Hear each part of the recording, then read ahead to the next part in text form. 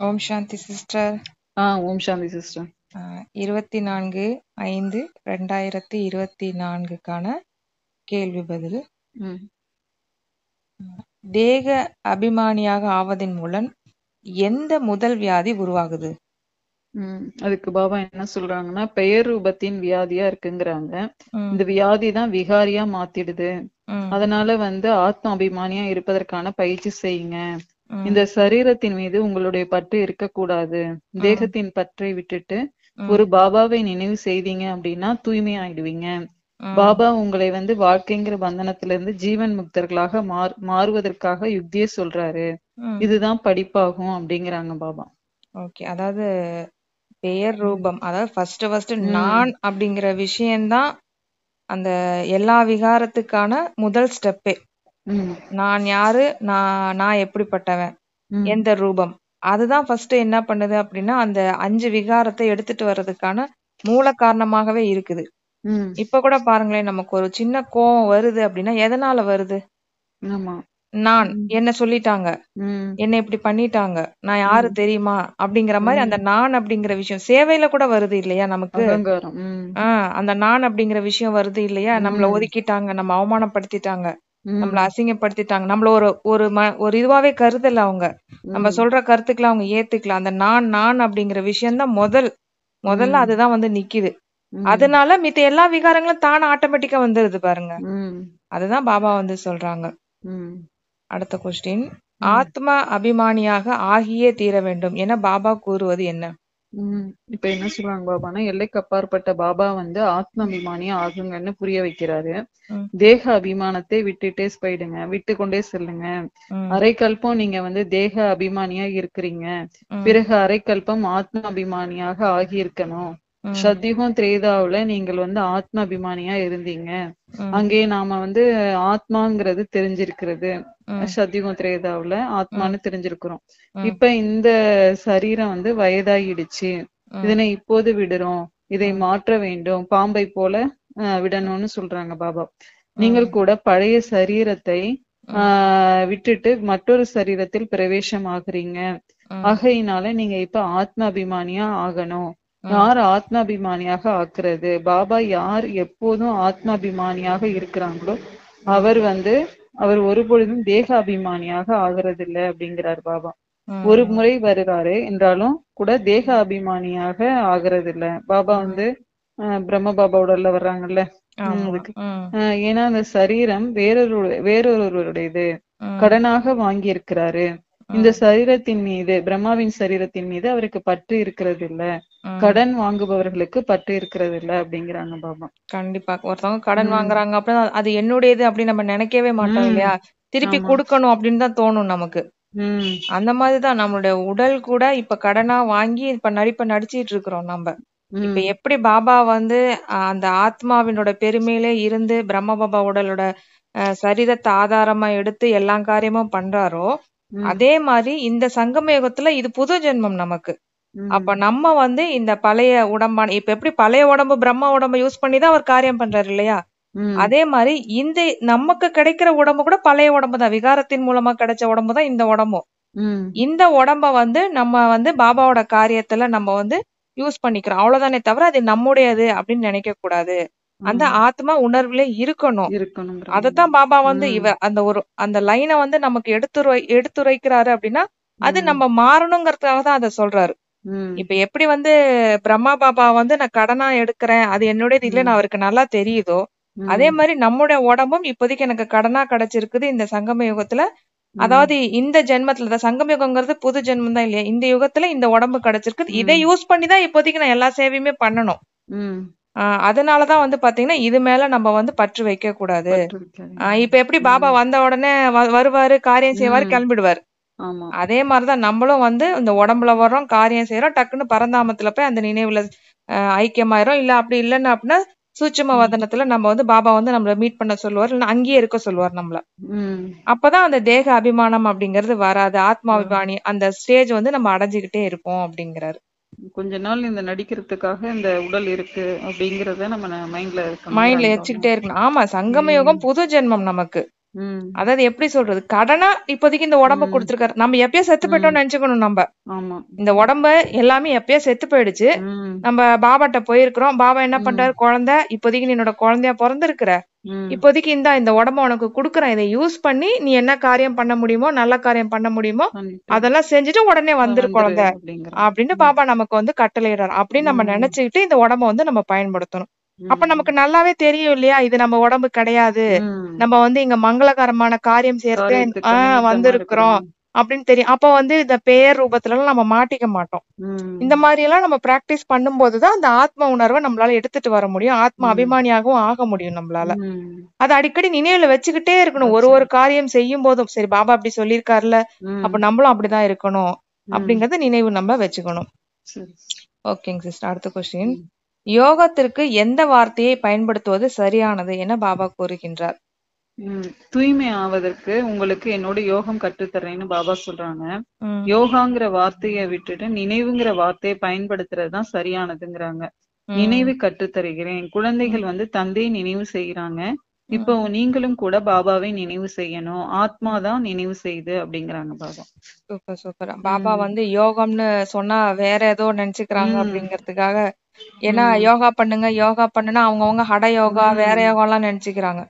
ஆமா. இங்க ஜஸ்ட் நினைவுங்கிறது பாபா நிறைய முரளில சொல்லியிருப்பாரு. உம் நினைவு பண்ணுங்கன்னு சொல்லுங்க, யோகா பண்ணுன்னு கூட சொல்லாதீங்க அப்படிங்கிறாரு. நம்ம தான் இங்க யோகான்னு நம்ம பிரம்மகுமாரி சென்டர்ல தான் சொல்றோம். மத்தவங்க ஆமா. தியானம், மெடிடேஷன் அந்த ஆஹ் மாதிரி தானே சொல்றாங்க.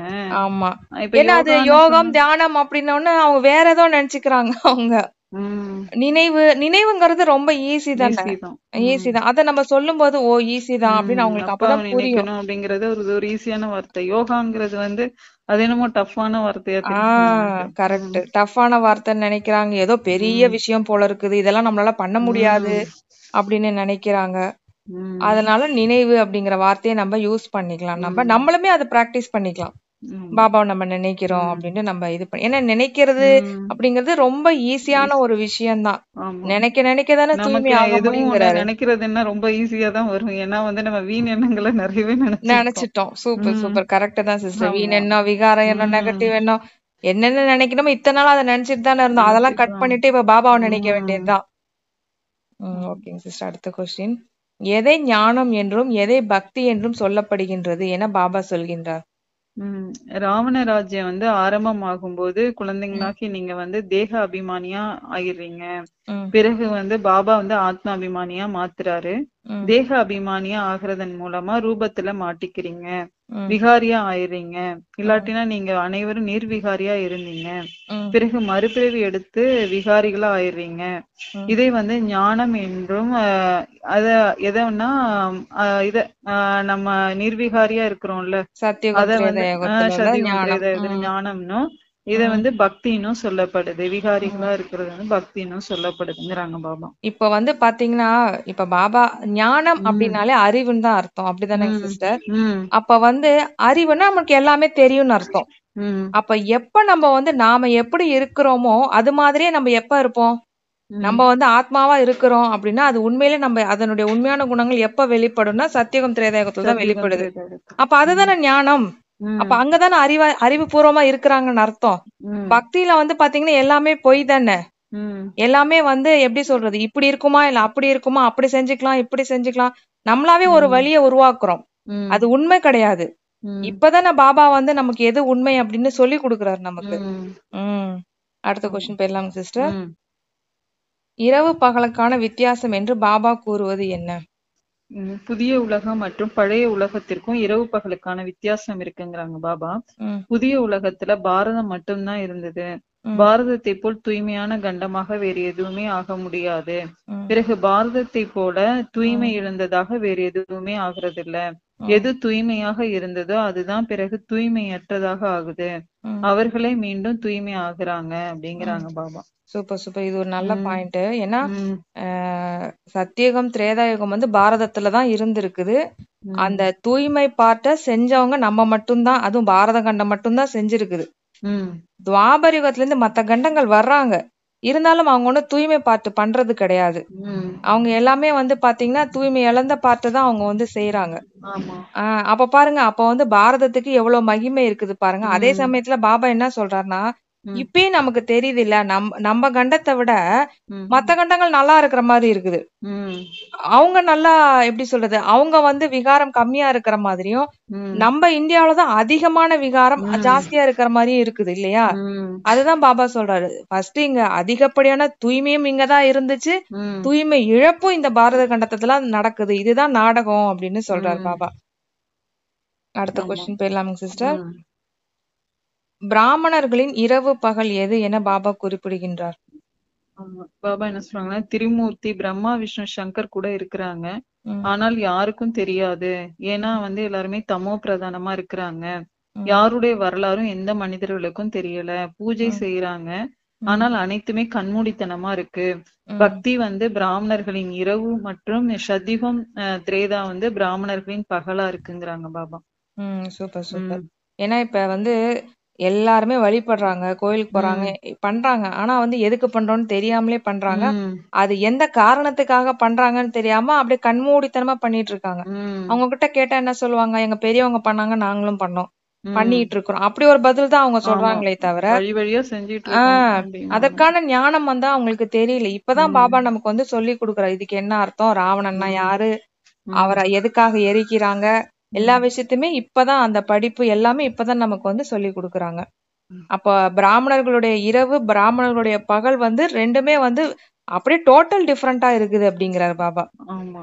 உம் அடுத்த கொஸ்டின் சிஸ்டர். உம் எந்த மார்க்கத்தில் பகட்டு அதிகமாக இருக்கின்றது என பாபா கூறுகின்றார்? பாபா என்ன சொல்றாங்கன்னா, பிராமணர்கள் வந்து உயர்ந்தவர்கள், உச்சி குடுமி போன்றவங்களா இருக்கிறாங்க.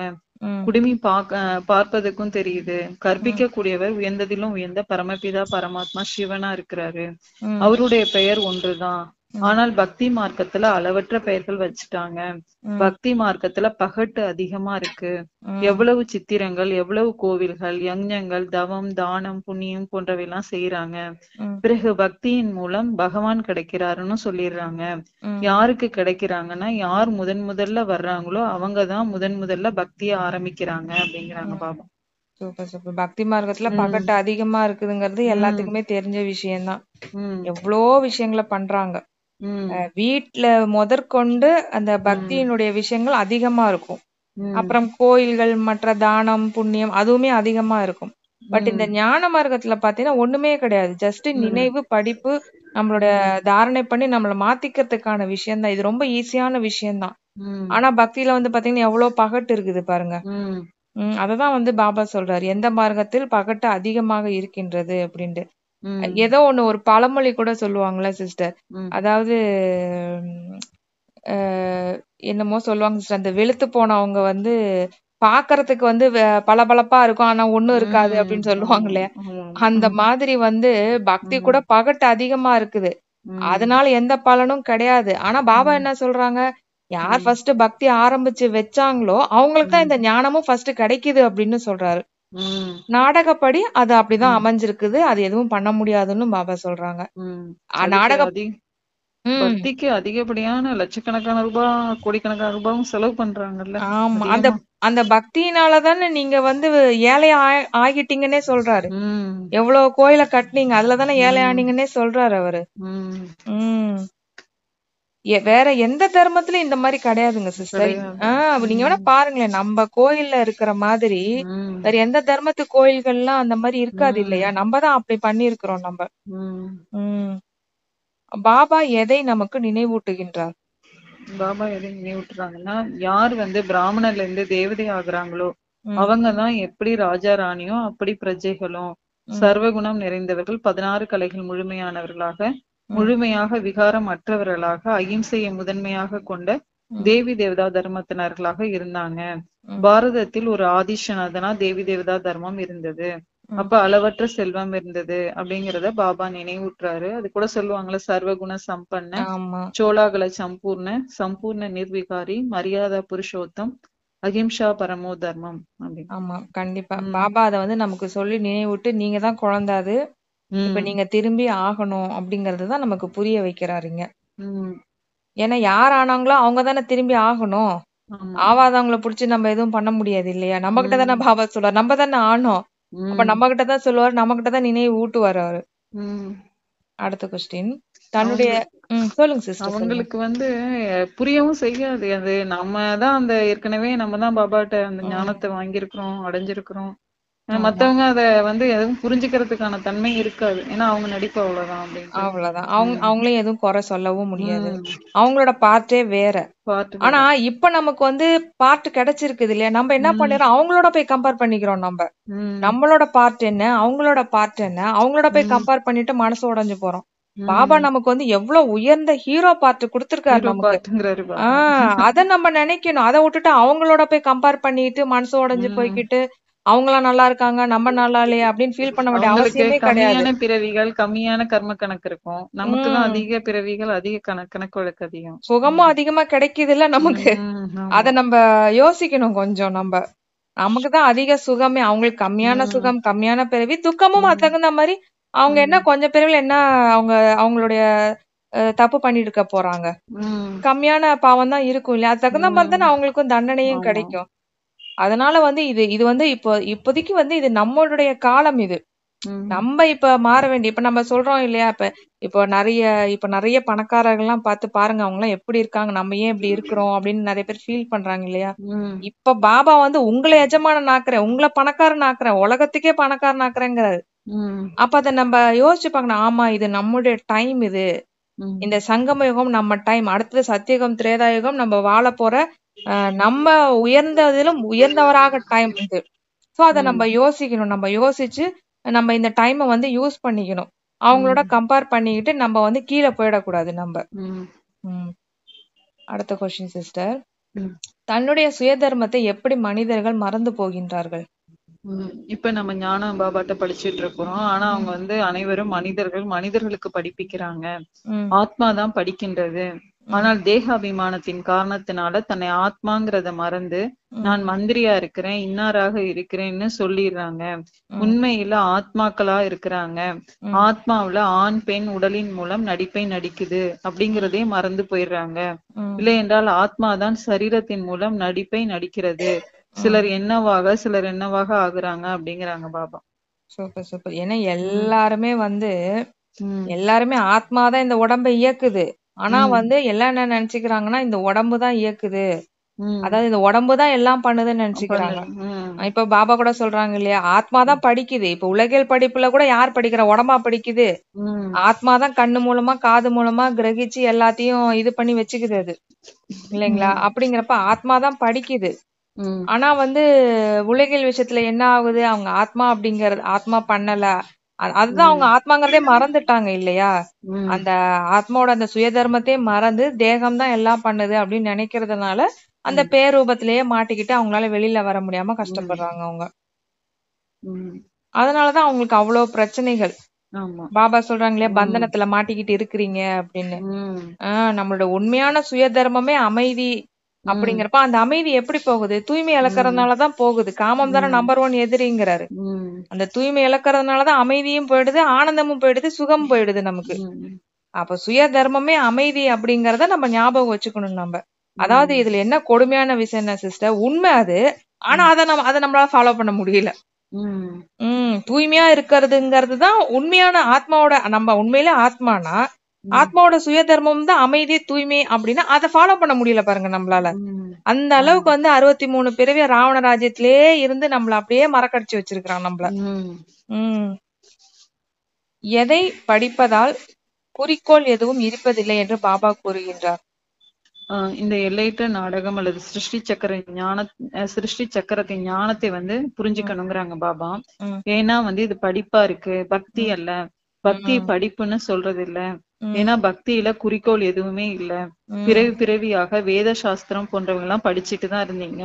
இங்கே உலகம் மாற வேண்டும். சதிகம் திரேதாவுல பக்தி இல்ல, பக்தி துவாபரயுகத்துல இருந்துதான் ஆரம்பமானுச்சு அப்படிங்கிறாங்க பாபா. Super super. இங்க நம்மளுக்கு லட்சுமி நாராயணன் ஆகணும் அப்படிங்கிற லட்சியம் இருக்குது. எல்லாரும் அந்த லட்சியத்தை நோக்கி ஓடிட்டு இருக்கிறாங்க எல்லாருமே இல்லையா. பட் பக்தியில அப்படி எந்த லட்சியமே கிடையாது. போவாங்க, பஜன் பாடுவாங்க, அவ்வளவுதான் செய்வாங்க, திருப்பி விகாரத்துல விழுவாங்க. இங்க இருந்து சபரிமலைக்கு போவாங்க, ஒரு மாசம் தூய்மையா இருப்பாங்க, திருப்பி வீட்டுல விகாரத்துல விழுவாங்க. அதுல என்ன குறிக்கோள் இருக்குது?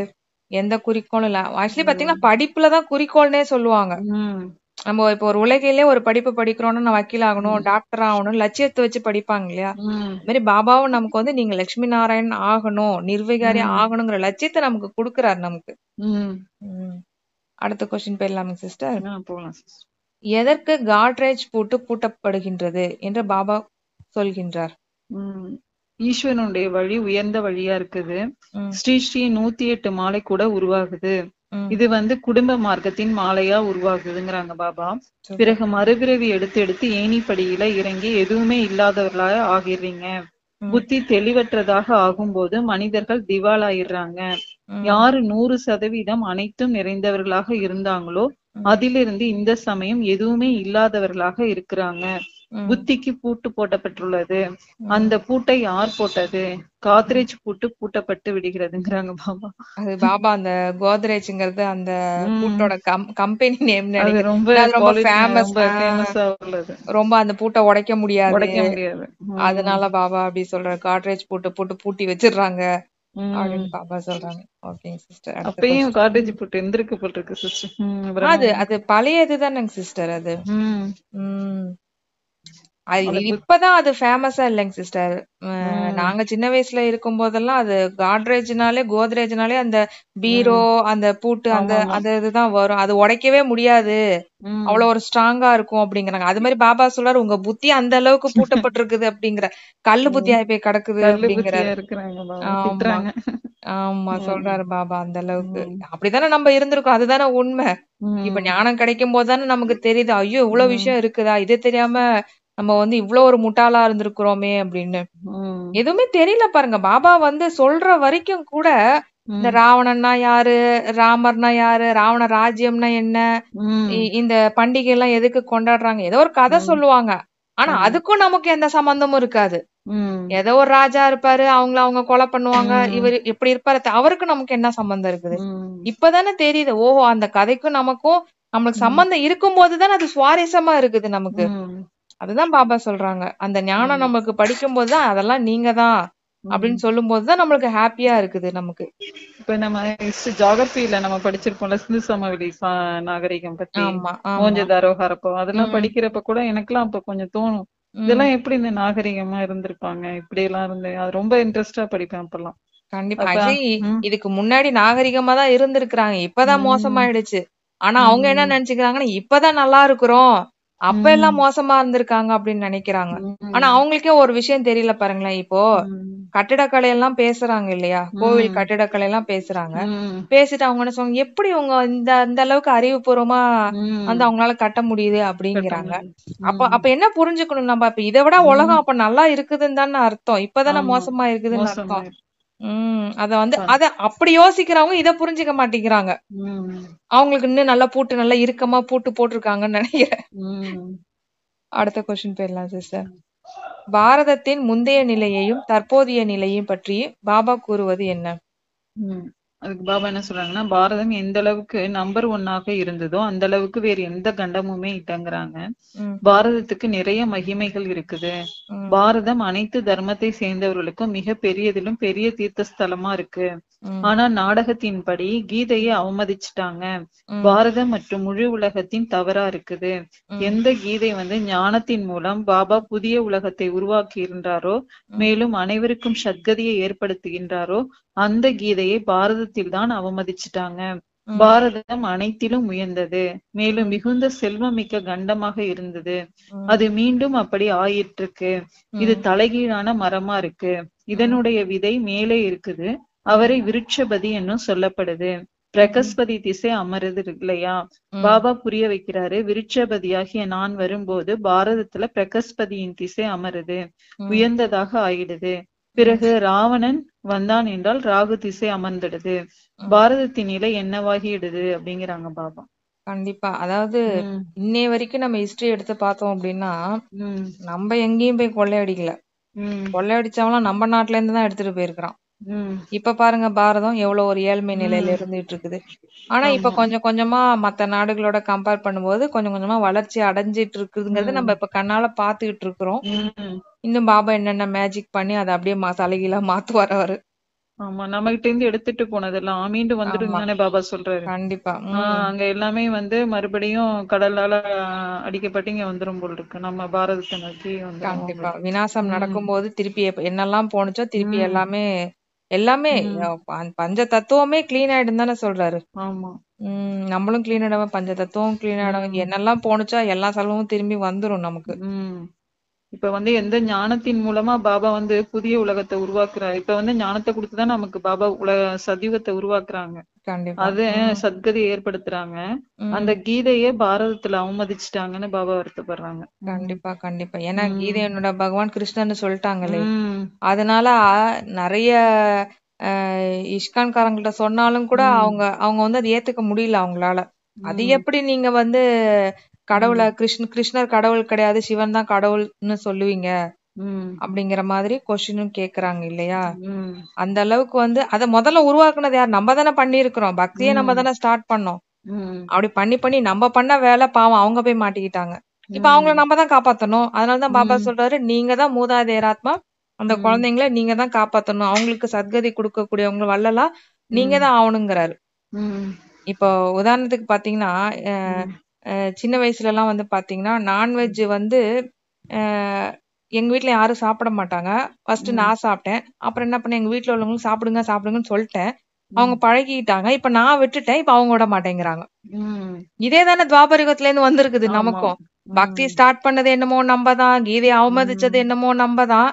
ஆனா இப்ப நம்ம தெளிவாயிட்டோம். பட் அவங்கள தெளிவாகுன்னு சொல்றோம், முடியல, கஷ்டமா இருக்குது. நாடகப்படி அப்படிதான் அமையவும் செஞ்சிருக்குது, என்ன பண்ண முடியும். அதனாலதான் பாபா பொறுப்பை தூக்கி தலையில வைக்கிறார். நீங்க தானே பாரதத்தை கெடுத்தீங்க, இப்ப நீங்களே மாத்துங்க, உங்களுக்கு ஞானம் கொடுக்குறேன், என் மூலமா சக்தி வாங்கி எல்லாத்தையும் நீங்களே மாத்துங்க அப்படிங்கிறாரு. அதுதான் இங்க உண்மையும் கூட. இத நம்ம புரிஞ்சுக்கணும். நம்ம அந்த பொறுப்பை நம்ம எடுத்துக்கணும் நம்ம. அடுத்த கொஸ்டின் சிஸ்டர், எதனால் நமக்கு ஆயுள் குறைந்து விடுகின்றது? அங்க சத்யுகத்துல உங்களுடைய ஆயுள் அதிகமாயிடுதுங்கிறாங்க பாபா. ஏன்னா தூய்மையாக இருக்கிறீங்க. அரை கல்பம் நீங்க 21 பிறவி எடுக்கிறீங்க. மீதி அரை கல்பம் போகியா ஆகுறதுனால ஆயுளும் குறைஞ்சிடுது. பிறகு நீங்க 63 பிறவி எடுக்கிறீங்க அப்படிங்கிறாங்க பாபா. கண்டிப்பா. இப்போ சத்தியகம் திரேதாயுகத்துல பாத்தீங்கன்னா 150 வருஷம் வரைக்கும் இருந்திருக்காங்க. ஏன்னா அது தூய்மையின் காரணமாக. நம்ம துவாபரயுகம் கலியுகம் என்ன ஆயிடுது அப்படின்னா தூய்மை இழப்பு காரணமாக ஆயுள் குறைஞ்சிருது. ஏன்னா பாபா சொல்லியிருக்காரு, எந்த அளவுக்கு நீங்க தூய்மையா இருக்கிறீங்களோ அந்த அளவுக்கு ஆயுள் அதிகரிக்கும் அப்படின்னு சொல்லியிருக்கிறாரு. இது நம்ம புரிஞ்சுக்கணும். பாருங்க, அதனால பாருங்க, சத்தியுக திரேதாயுகத்துல இருந்த பிறவி கணக்குக்கும் துவாபரயுக கலியுக பிறவி கணக்கும் எவ்வளவு அதே ஆண்டுதான். 2500 வருஷம் அங்க, 2500 வருஷம் இங்க. பட் ஆனா அந்த பிறவி கணக்கு பாருங்க வித்தியாசப்படுது பாருங்க. அப்ப எதனால அந்த மாதிரி காரணம், எதனால ஆகுதுன்னா இந்த தூய்மை இழப்பு காரணமா தான். இப்ப பாருங்க 40 வயசுல 30 வயசுல எவ்வளவு பேர் ஹார்ட் அட்டாக் செத்து போறாங்க. இப்ப ரொம்ப அதிகமா நடக்குது அந்த மாதிரி. அந்த அளவுக்கு தூய்மை சுத்தமாவே போயிடுச்சு. அந்த அளவுக்கு இப்ப 40 வயசு 30 வயசுல இறப்ப வர அளவுக்கு இப்ப முன்னாடி எல்லாம் பாத்தீங்கன்னா 60 வயசு இருந்துச்சு. இப்ப அந்த 60 வயசு தாண்டறதே ஒரு பெரிய விஷயமா இருக்குது எல்லாத்துக்கும். அந்த அளவுக்கு எல்லாத்துக்கும் பயம் இருக்குது, எப்போனாலும் செத்து போவோங்கிற இதுவும் இருக்குது எல்லாத்துக்கும். அந்த மாதிரி நோய் நொடி பலகீனம் எல்லாமே இருக்குது. அடுத்த கொஸ்டின் சிஸ்டர், மனிதர்கள் எதன் அர்த்தத்தை தெரிந்திருக்கவில்லை என பாபா சொல்கின்றார்? ஆத்மாக்களின் தந்தை ஒருத்தர் தான், அனைவரின் சகோதரர்கள். ஏன்னா ஆத்மாக்களாகி நாம் அனைவரும் தந்தை ஒருத்தர் தான், அனைவரும் சகோதரர்கள்ங்கிறாங்க பாபா. ஏன்னா ஆத்மாக்களாகி நாம் அனைவரும் ஒரு தந்தையின் குழந்தைங்களா இருக்கிறோம். இந்துக்களும் முஸ்லிம்களும் சகோதரர்கள் அப்படின்னு சொல்லவும் செய்யறாங்க. ஆனால் அர்த்தம் தெரிஞ்சுக்கல. ஆத்மா சரின்னு சொல்லுது, அனைத்து சகோதரர்களின் தந்தை ஒருவர் ஆவார். பெரிய தந்தை தான் ஆஸ்தி கொடுக்க வேண்டும். அவர் பாரதத்தில் தான் வருகிறார். சிவ ஜெயந்தி கொண்டாடுறாங்க, ஆனால் அவர் எப்போது வந்தார் என்பது யாருக்குமே தெரியல அப்படிங்கிறாங்க பாபா. கண்டிப்பா. இப்ப எல்லாருமே பாத்தீங்கன்னா, இப்போ ஸ்கூல்லே பாத்தீங்கன்னா பிரேயர்ல சொல்லுவோம், Indians all my brothers and சிஸ்டர்ஸ்னு சொல்லுவோம் நம்ம இல்லையா. எப்படி பிரதர்ஸ் அண்ட் சிஸ்டர்ஸா மாற முடியும்? எப்படி? எல்லாருக்கும் ஒரு அப்பனுக்கு பிறந்திருந்தாதான் பிரதர்ஸ் அண்ட் சிஸ்டர்ஸாவே மாற முடியும் இல்லையா. அப்ப அந்த அந்த இதை நம்ம சொல்றோம். அதே மாதிரி என்ன பண்றோம், தர்மத்துக்கு இடையில இருந்தாலும் அதையும் சொல்றோம். பாபா சொல்றோம், இந்து முஸ்லிம்ல என்ன சொல்றோம், அனைவரும் சகோதரர்கள் சொல்றோம். எப்படி சகோதரர்கள் ஆக முடியும்? எல்லாருக்கும் ஒருத்தர் அப்பாவா இருக்கும் போதுதான் எல்லாருமே நமக்கு சகோதர சகோதரர்களா மாற முடியும். இத இப்ப தந்தை புரிய வைக்கிறார்களே, இது எல்லாத்துக்குமே நமக்கு புரியுது இல்லை. இப்படிதானே எல்லாரும் சகோதரர்களாக மாற முடியும். வேற எப்படி மாற முடியும்? அதான் பாபா இப்ப சொல்றாரு, நீங்க சூப்பரா சொல்லிருங்க, பெரிய தந்தை அப்படிங்கிறார். ஆத்மாக்களுக்கெல்லாம் அவர்தான் தந்தை. இந்த உடம்போட தந்தை மாறிக்கிட்டே இருப்பாங்க. ஆனா ஆத்மாவோட தந்தை எப்போதுமே மாறவே மாட்டார். அவர்தான் உண்மையான தந்தையும் கூட. ஏன்னா உடம்பு அழியுது அப்படின்னா அது பொய் தானே. ஆத்மா அழியாது அப்படின்னா அப்ப உண்மையான தந்தை பரமாத்மாவா தானே இருக்க முடியும். உடம்போட தந்தையா கூட இருக்க முடியாதே. அததான் நம்ம அடிக்கடி நினைச்சு பாத்துக்கணும். அப்பாவா நம்ம எப்படி அப்பா மேல அன்பு வைக்கிறது, ஏன் நினைவு வர மாட்டேங்குது, இதெல்லாம் நம்ம யோசிக்கணும். உடம்பு நிறைய பிறவிகளை எடுத்துட்டு வந்தாலும் இப்ப இருக்கிற இப்ப நம்ம உடலை கொடுத்த அப்பா அப்பான்னு கூப்பிட முடியும். பழைய ஜென்ம உடம்பு கொடுத்த அப்பா அப்பான்னு கூப்பிட முடியாது நம்மளால. ஆனா என்னைக்குமே கடவுளை நம்மள அப்பான்னு கூப்பிட முடியல. அப்ப அவர் தானே உண்மையான அப்பாவா இருக்க முடியும். அதெல்லாம் யோசிச்சு அவர் மேல நம்ம அன்பு வைக்கணும், நினைவு கூறணும், தூய்மை ஆகணும், அவர் கொடுக்கிற ஆஸ்திய நம்ம எடுக்கணும். யாரை பாபா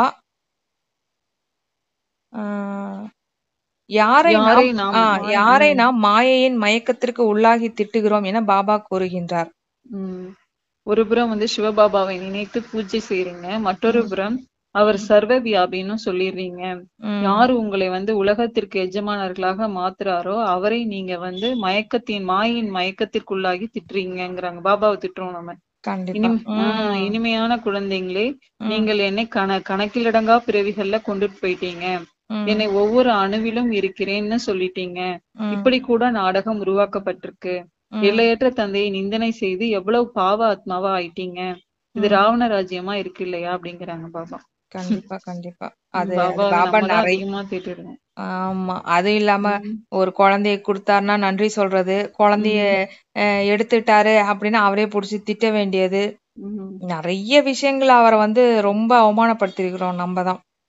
ஆனா அத்தனைய அவமானப்படுத்தினாலும் யார் அவமானப்படுத்தினாங்களோ அந்த குழந்தையவே தேர்ந்தெடுத்து தன்னோட குழந்தையாக்கி ஞானத்தையும் கொடுத்து நம்மள உயர்வாவும் ஆக்குறாரு அப்படின்னா அந்த குணம் நமக்கும் இருக்கணும். மத்தவங்க கிட்ட பேசும்போது நம்மளையும் அந்த மாதிரி யாருமே எவ்வளவு அவமானப்படுத்தினாலும் துன்பப்படுத்தினாலும் அவர்களையும் நம்மளுடைய சகோதர ஆத்மாவை பார்த்து அவங்களுக்கு என்ன தேவையோ அவங்களுக்கு நாம கொடுக்கணும். ஏன்னா நம்ம தான் ரொம்ப அதிகப்படியா பாபா அதிக பாவங்களை செஞ்சும் வந்திருக்கிறோம், சுகமாவும் இருந்திருக்கோம், பாவமும் அதிகமா பண்ணிருக்கோங்கிறாங்க பாபா. உங்களையும் நான் மன்னிச்சு ஏத்துக்கிட்டேன் அப்படிங்கிறப்ப நீங்க மத்தவங்கள மன்னிக்கணும் இல்லையா? அவங்க ஒண்ணும் அந்த அளவுக்கு பாவம் ஒண்ணும் பண்ணலையே நம்மள அளவுக்கு. நான் இவ்வளவு பாவம் பண்ண நம்மளே பாபா ஏத்துக்கும் போது அவங்க ஒண்ணும் அந்த அளவுக்கு பண்ணலன்னு தானே சொல்றாரு அவரு. அப்படிங்கிறப்ப முதல்ல அவங்க பாவத்தை அத நம்ம குறை சொல்றதுக்கு முதல்ல அருகதையே கிடையாது நமக்கு. அதுதான் உண்மை அங்க. அது பாபாவோட ஒர்க், அதை அவர் பார்த்துப்பாரு. இங்க நம்ம எந்த ஒர்க்குமே பண்ண, ஜஸ்ட் நம்ம கருவிதான் நம்ம. ஓகேங்க சிஸ்டர். 16வது क्वेश्चन ஏதோ போட்டிருக்கீங்களே சிஸ்டர், அது என்ன, அதோட கண்டினியூஷன். யாரை பாபா என சொல்லுவதில்லைன்னு கேட்டிருக்காங்க. சொல்லுங்க சிஸ்டர். அது பாபா நம்ம அப்பாவை தான் நம்ம சொல்றோம், இன்னொரு ஆள பாபான்னு சொல்றது இல்லையா, அது யாருன்னு கேக்குறாங்க. அதுக்கு பாபா என்ன சொல்றாங்கன்னா, உண்மையான கண்டத்தை ஸ்தாபனை செய்யக்கூடியவர் அனைவருக்கும் தந்தையா இருக்கிறாரு. ராவணனை போய் நீங்க பாபான்னு எல்லாம் சொல்றது இல்ல, ராவணனை தான். இப்ப பக்தியில கூட பாத்தீங்கன்னா சிவனை அப்பான்னு சொல்லி கூப்பிடுவாங்க. யாராவது ராவணனை போய் என்னோட அப்பான்னு சொல்லுவாங்களா? சொல்ல மாட்டோம் இல்லையா? அதுதான் பாபா சொல்றாருன்னு நினைக்கிறேன் சிஸ்டர். ஆமா, அத ராவணனை நீங்க பாபான்லாம் சொல்றது இல்ல. ஒவ்வொருவரிடத்திலும் 5 விகாரம் இருக்கிறது, விகாரத்தின் மூலம் பிறக்கிறாங்க, ஆகையினாலதான் கீழானவங்கன்னு சொல்றாங்க அப்படிங்கிறாங்க. Super super.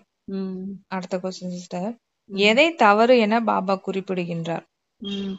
தேவதைகளை சம்பூர்ண நிர்விகாரிகள்னு சொல்லப்படுது. இப்ப சம்பூர்ண விகாரியா இருக்கிறாங்க. தேவதைகள் யார் பூஜிக்கத்தக்கவர்களாக இருந்தாங்களோ அவங்கதான் பூஜாரியாவும் ஆகுறாங்க. அவங்க ஆத்மாதான் பரமாத்மா ஆகுதுன்னு சொல்லிட்டாங்க. இது தவறுன்னு பாபா சொல்றாரு. கண்டிப்பா ஆத்மாதான் பரமாத்மானா அப்ப எல்லா தப்பும் அப்ப பரமாத்மா தான் பண்ற மாதிரிலாம் ஆயிடும். எல்லாருமே அதுதானே பண்ணிட்டு இருக்காங்க. நானும் கடவுள் நானும் கடவுள் நானும் கடவுள், என்னோட வழியை ஃபாலோ பண்ணுங்க, அவங்க வழிய ஃபாலோ பண்ணுங்கன்னா ஏதாவது ஒரு வழிதான் சத்கதி போறதுக்கு வழியா இருக்கும். அது பாபா தான் சொல்ல முடியும். இவங்க ஆத்மாவே பரமாத்மா அப்படின்னு சொல்லும் போது எல்லா சாமியார்கிட்ட அவங்க உளுந்து கிடக்குறாங்க. அதுதான் நடக்குது இங்க. அததான் பாபாவும் சொல்றாருன்னு நினைக்கிறேன். அததான் தவறு அப்படின்னு சொல்றாரு. முட்கள் நிறைந்த காடு என பாபா கூறுவது என்ன? பாபா என்ன சொல்றாங்கன்னா, இப்ப வந்து இது முட்கள் நிறைந்த காடா இருக்குதுங்கிறாங்க. ம், எனவே காட்டு மிருகங்களின் ராஜமுத்திரை உருவாக்கிட்டாங்க. இந்த அசோக முத்திரை காட்டுவாங்கல்ல, அந்த ம், ம், சிங்க முத்திரையில ம், அந்த மாதிரி வந்து பிறகு அதில் சத்தியமே வெல்லும்னு எழுதியிருக்கிறாங்க. ம், சத்தியுகத்தில் சிங்கமும் மாடும் ஒன்றாக நீர் அருந்துவதாக காட்டுறாங்க. ம், சத்தியமே வெல்லும் என்றால் வெற்றியாகும். ம், அனைவரும் இனிமையானவர்களாக ஆகி இருப்பாங்க, ம், உவர்ப்பானவர்களாக இருப்பதில்லை. ம், ராவண ராஜ்யத்துல உவர்ப்பாகவும் ராமராஜ்யத்துல இனிமையானவராகவும் ஆயிடுறாங்க. இதனை ம். முட்கள் நிறைந்த காடுன்னு சொல்லப்படுதுங்கிறாங்க பாபா. கண்டிப்பா முட்கள் எப்போதுமே குத்திக்கிட்டேதான் இருக்கும். உம் அது மாதிரிதான் இந்த ராவண உம் ராஜ்யத்துல எல்லாரும் எல்லா மனிதர்களும் ஒவ்வொருத்தங்களையும் குத்திக்கிட்டே உம் தானே இருக்கிறாங்க இப்போ. உம் யாராவது இனிமையா இருக்கிறாங்களா, இனிமையா பேசுறாங்களா? உம் கிடையாது. அப்படியே இனிமையா பேசினாலும் அது வந்து பாத்தீங்கன்னா என்ன சொல்றது, ஒரு ஃபேக்கா இருக்கும். உம் அது கூட நல்லா அதுல கூட பின்னாடி ஒரு சுயநலம் இருக்கும். உம் அப்படின்னாதான் இனிமையாவே பேசுவாங்க அவங்க.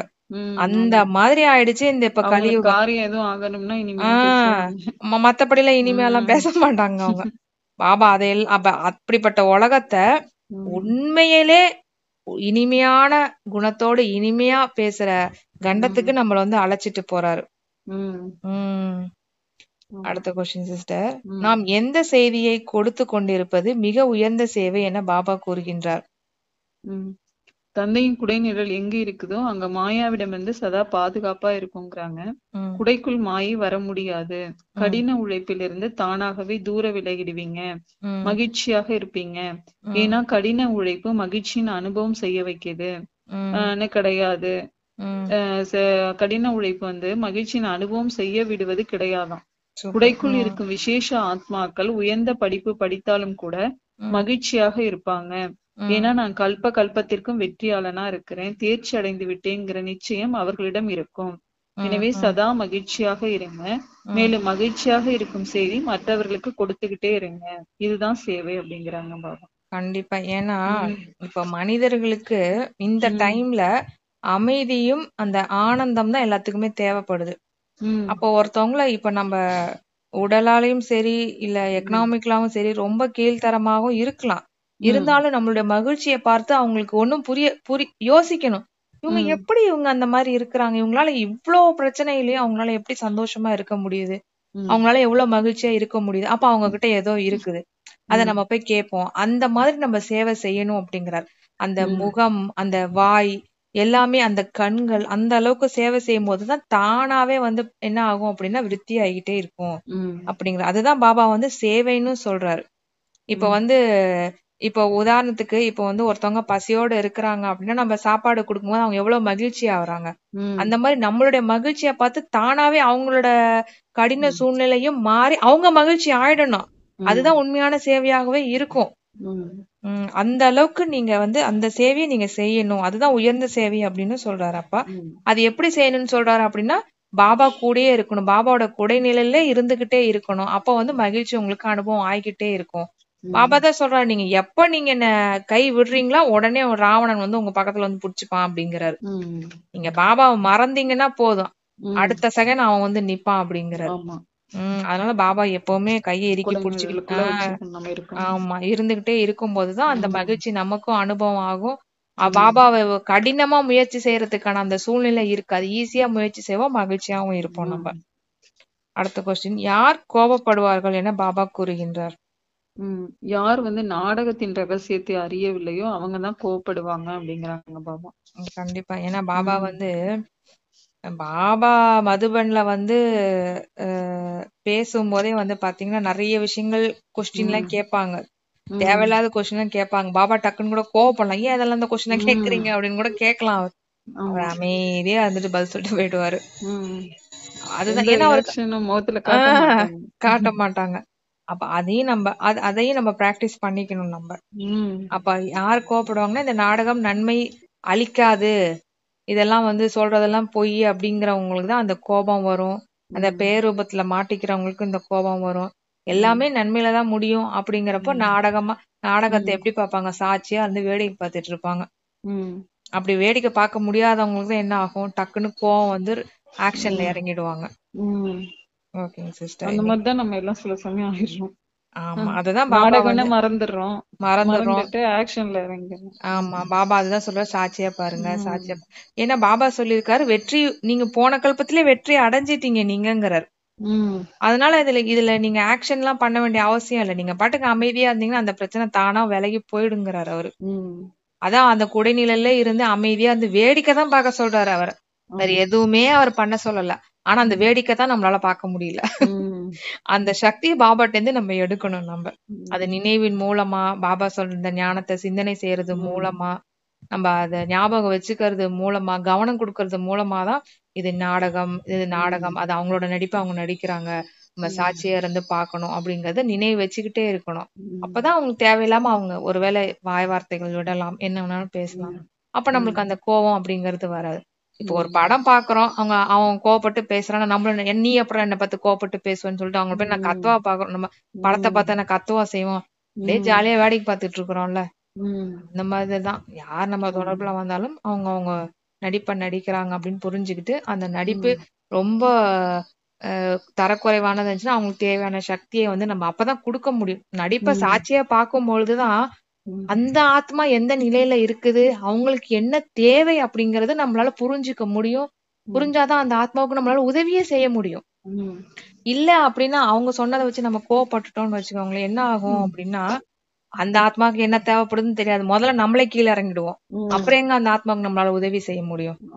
நம்ம மேல இருக்கணும், மேல இருந்து கயிறு போடணும் அந்த ஆத்மாவுக்கு. நம்ம கீழே இறங்கிட்டோம்னா அவ்வளவுதான், நம்மளும் கீழே விழுந்த மாதிரிதான் ஆயிடும். 2 பேரும் சேர்ந்து பள்ளத்திலே விழுந்துட்டு அப்படியே இருக்க வேண்டியதான் கடைசி வரைக்கும். ஓகேங்க சிஸ்டர்.